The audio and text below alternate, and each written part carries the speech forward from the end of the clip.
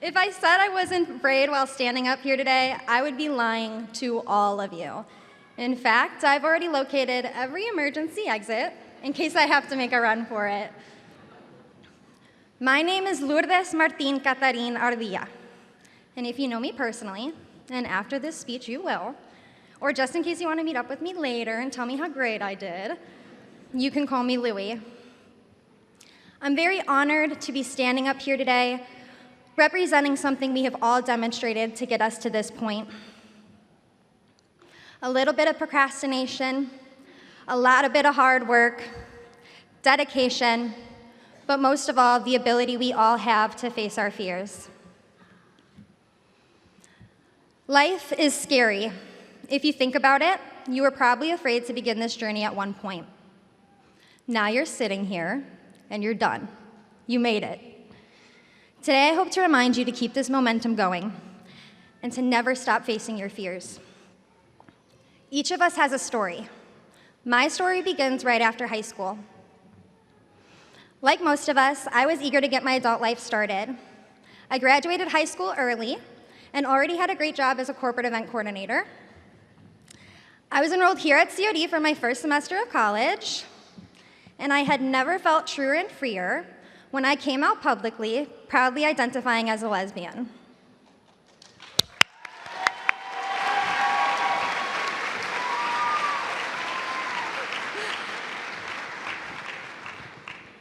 Little did I know, all these truths and freedoms were soon to be challenged. In that same first year of my adulthood, I began the fight for the rest of my life.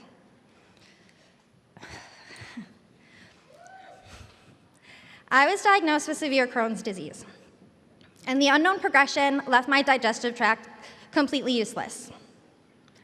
I needed countless surgeries and experienced many complications. And from there, a 2-year hospitalization and an even longer disability journey began. While my high school friends committed to their dream universities, I fell into a coma. While they accomplished their degrees, I was accomplishing a 14-step staircase in physical rehab. While they partied and joined frats and sororities, I was re-entering a world that unintentionally left me behind. I was traumatized by the loss of my previous life. Not only did I realize my life had paused, but it had truly and fully regressed. I relearned monumental events, generally for babies, like how to eat and drink without choking and how to walk. And these events struck fear in me like a scared street cat caught in a thunderstorm. I was afraid to try and live again, as I felt with these new limitations, there was no way I could ever feel that same happiness and achieve the life goals I once had for myself. Crohn's disease is stress-induced, so things like college and working a full-time job became nothing more than unobtainable ideas. Slowly, my life turned into this game of playing catch-up to those around me, but I realized I never lost the desire to play. One of my favorite quotes is from the late writer and civil rights activist James Baldwin. "One discovers the light in the darkness. That is what the darkness is for." Had I not run toward my fear of school being too stressful, I would never have gone back to college. Had I not at one point convinced myself I could accomplish this degree, I would not be standing on this stage today. Here I am now, achieving highest honors at COD, an officer of Psi Beta and member of Phi Theta Kappa. I'm a proud representative of the LGBTQ, disabled, and autoimmune communities, talking to the beautiful class of 2024.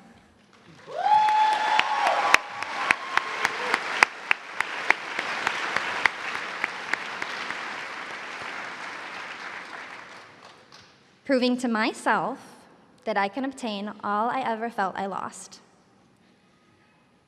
Here we all are, celebrating our hard work and achievements.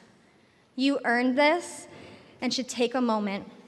So take a moment and look around and hold on to this. This is your last moment here at COD and will soon be just a loved memory.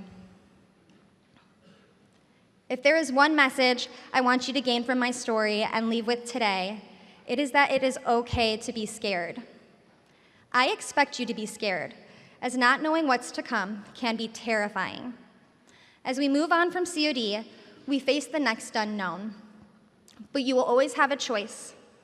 You can go through life avoiding the opportunities that disguise themselves as risks, or you can run towards your fears and learn who you truly are from them. It is time to go through life giving your fears something to fear. The small voices we all have in our heads saying you can't no longer stand a chance against your determination to prove you can. I want you to refuse to ever lessen your intensity and never hold yourself back. Fear is a beautiful darkness. It is in these places of vulnerability that you will discover what you are truly capable of, and you may even discover what excites you. Although our time here at COD is sadly over, it is time for us to grow into our futures. It has been amazing to be up here and see my fellow graduates, professors, doctors, alumni, and the wonderful friends and family who have come out to support their loved ones, by sitting through this super fast, super comfortable, and short ceremony. As we sit here today, it is important to remember we are not just graduates, but roadmaps of the people who have helped guide us along this journey. Before I go, I'd like to thank those people for the flames they threw that kept my fire burning. To DoorDash drivers, thank you for delivering my dinners when I didn't have time to cook because I was too busy cramming for my exam the next morning. To my favorite study buddy, my dog Wilson. We're working on getting that even bigger yard for you, bud. In all seriousness, Professor Ken Gray, thank you.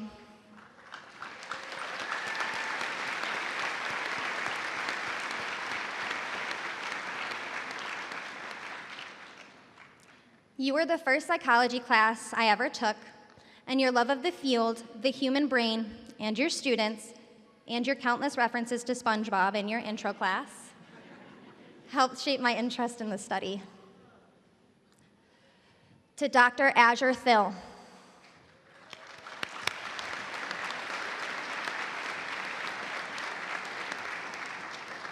thank you for your dedication to this college and to your enthusiasm to all your students. Thank you for your mentorship, continued support, and belief in my success.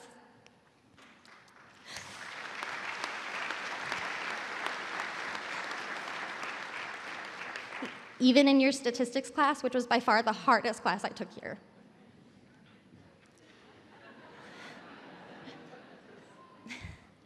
To all the professors here at COD, I do not have the time to name you all, but know that each of you has impacted us in some way.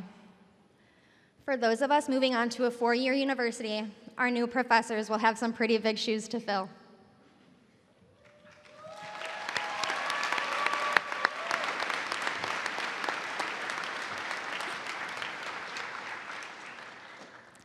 Now bear with me, because I will begin to get a little bit more emotional. To my family, my sisters, Anina Luther and Michelle Ardila, for being my greatest cheerleaders as they watched their baby sister chase her adult dreams. You have watched and supported every journey of mine, and I couldn't be more thankful for the role models you are.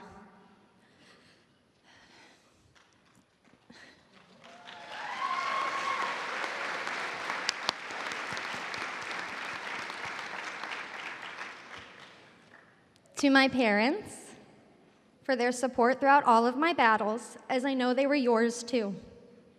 As the youngest of your 5 children, your sacrifices never went unnoticed. Mom, hi. I could spend this whole speech thanking just you, but for now, I will say that life didn't always deal you an easy hand. But even on the days that it challenged you most, your love never wavered.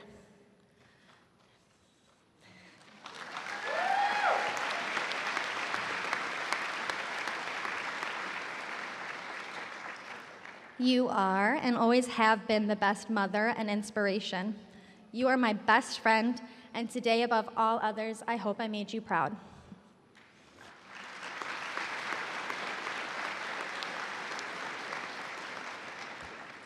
My parents, you have held my hand throughout all of my battles, and today you get to hold your daughter's hand as she succeeds.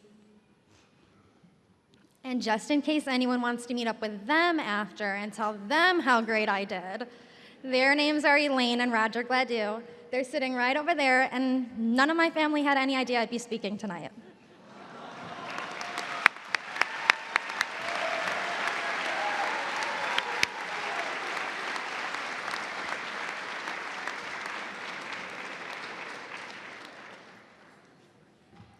And to my father, who couldn't be in attendance tonight, but who I know is watching, Lourdez Ardila, I am so proud of all the work you are doing, and I will see you so soon.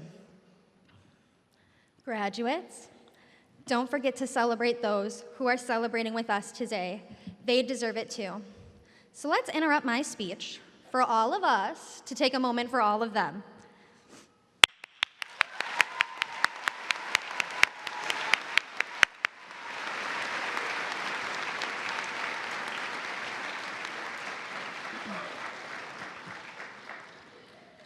Finally, while I've tried to be funny at times, I cannot leave the stage without encouraging you all to try and live as I have tried to.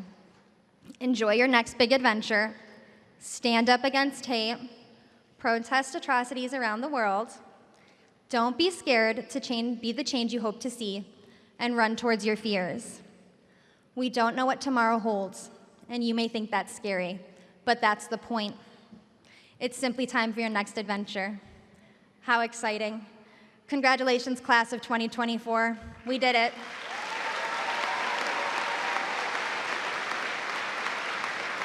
Thank you.